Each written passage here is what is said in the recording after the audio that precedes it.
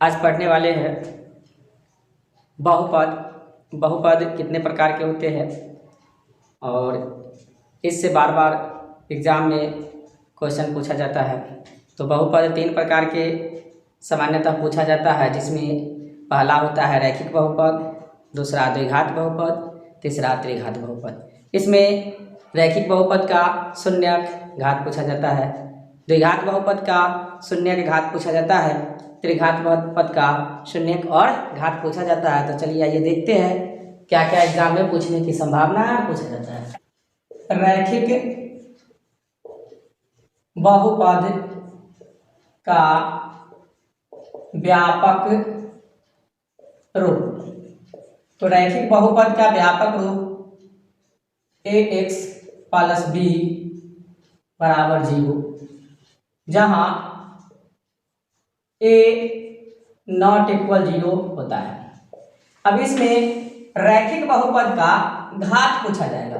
तो रैखिक बहुपद का घात हमेशा 1 होता है और शून्यक की संख्या पूछा जाता है।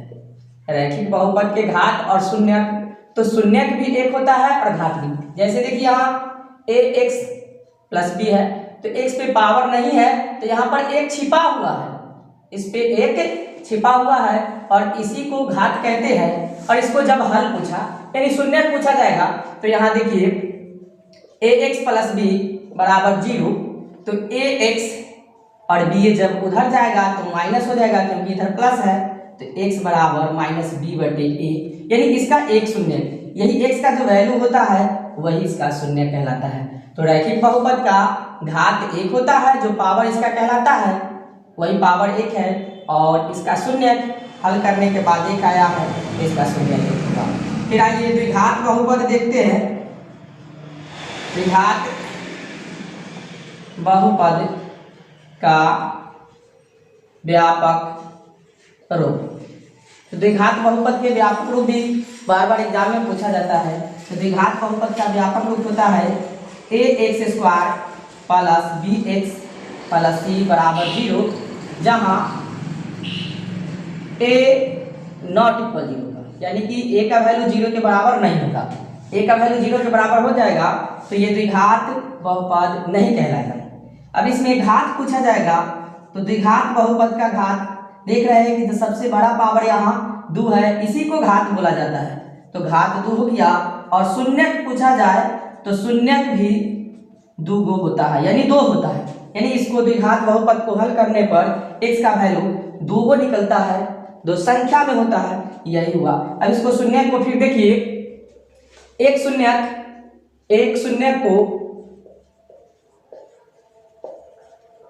अल्फा मानते हैं, इसको बोला जाता है अल्फा, और दूसरा शून्यक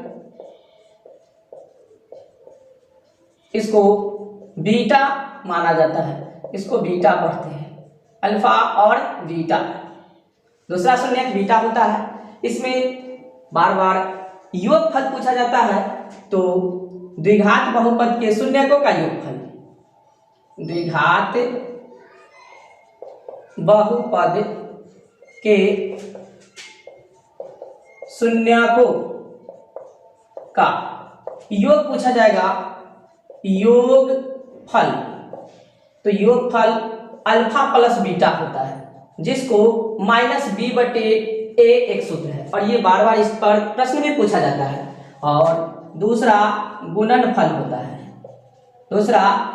होता है, जिसे अल्फा बीटा ये दोनों के मान को गुणा करते हैं, तो यहाँ c बटे a होता है। तो ये योगफल, यानी यहाँ से जो b है तो ये b माइनस में b और ये बटे a फिर यहाँ आ जाता है, यही बहुपद से ये योगफल और गुणनफल निकलता है।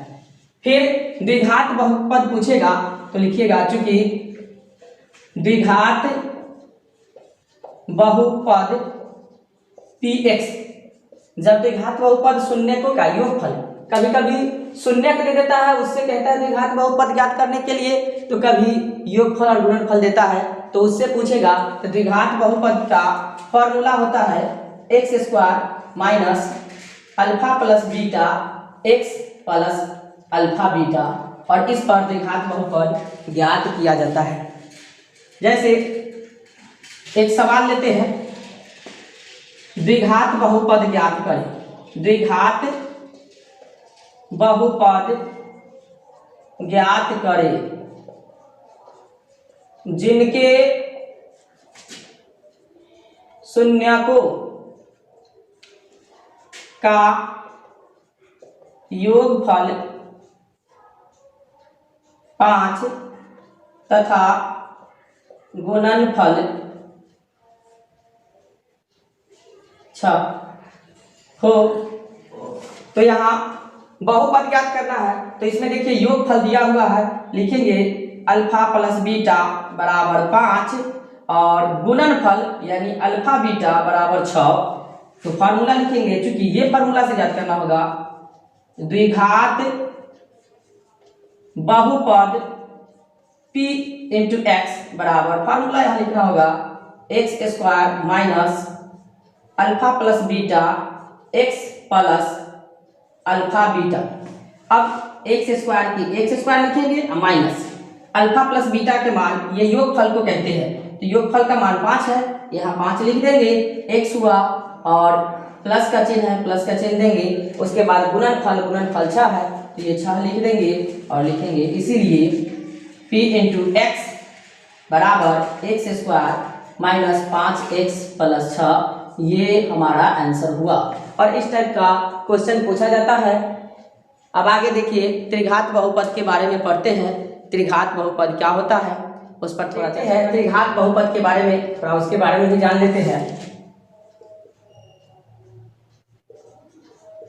त्रिघात बहुपद का व्यापक रूप, तो त्रिघात बहुपद का व्यापक रूप ax पे power 3 plus bx square plus cx plus d बराबर 0, जहां a नॉट इक्वल 0। यदि a का मान 0 के बराबर हो जाता है तो फिर ये त्रिघात बहुपद नहीं रहेगा, ये द्विघात बहुपद हो जाएगा, क्योंकि ये दोनों में गुना करने पर इसको 0 मान हो जाएगा, तो यहां से बहुपद देखा जाएगा तो ये द्विघात हो जाएगा। तो त्रिघात बहुपद में a नॉट इक्वल 0 होना चाहिए। फिर घात अगर पूछा जाए त्रिघात बहुपद का, तो त्रिघात बहुपद का घात 3 होता है, क्योंकि यहाँ पे ये पावर को सबसे बड़ा पावर 3 है, इसीलिए घात इसी को कहते हैं, पावर को ही बोला जाता है। यहाँ पे 1 हुआ, ये 2 हुआ और ये 3, तो सबसे ज्यादा पावर है इसीलिए। और शून्यक पूछा जाए, शून्यक, तो शून्यक भी 3 होता है, शून्यक भी 3 होता है और घात भी 3 होता है। शून्यक भी 3 होता है और घात भी 3 होता है। अब घात में यानी एक होता है अल्फा, एक शून्य को अल्फा माना जाता है, दूसरा होता है बीटा, उसके बाद एक होता है गामा, इसको गामा पढ़ते हैं। अब इसमें 3 चीज ज्ञात किया जाता है। एक होता है शून्यकों का त्रिघात बहुपद का, त्रिघात बहुपद का पहला शून्यकों का योगफल, तो शून्यकों का योगफल पूछे तो alpha plus beta plus gamma होता है और ये माइनस b बटे a होता है। त्रिघात बहुपद के शून्यकों का योगफल alpha plus beta plus gamma बराबर माइनस b बटे 1 होता है। फिर बोलेगा 2 कर शून्यकों का योगफल, 2 कर शून्यकों का योगफल यानी अल्फा बीटा फिर प्लस बीटा गामा फिर अल्फा गामा, तो ये c बटे a होता है, c बटे a होता है। और फिर शून्यकों का गुणनफल पूछेगा, का गुणनफल, शून्यकों का गुणनफल पूछेगा यानी अल्फा बीटा गामा बराबर माइनस b बटे a होता है। अब इसमें इस बहुपद के अनुसार ये 3 को फॉर्मूला बनता है, जो योगफल ये माइनस b बटे a होता है, 2 करके शून्यकों का योगफल तो ये c बटे a होता है और गुणनफल में ये माइनस d बटे a होता है। पूछेगा त्रिघात बहुपद का सूत्र, तो त्रिघात बहुपद ज्ञात करने के लिए सूत्र होता है त्रिघात बहुपद p इंटू एक्स बराबर, इसका फार्मूला होता है x पे power 3 minus alpha plus beta plus gamma x square plus alpha beta plus beta gamma plus alpha gamma x minus alpha beta gamma, ये फॉर्मूला होता है और इससे त्रिघात बहुपद ज्ञात किया जाता है। इसको अगले वीडियो में इस पर सवाल बनाना सीखेंगे।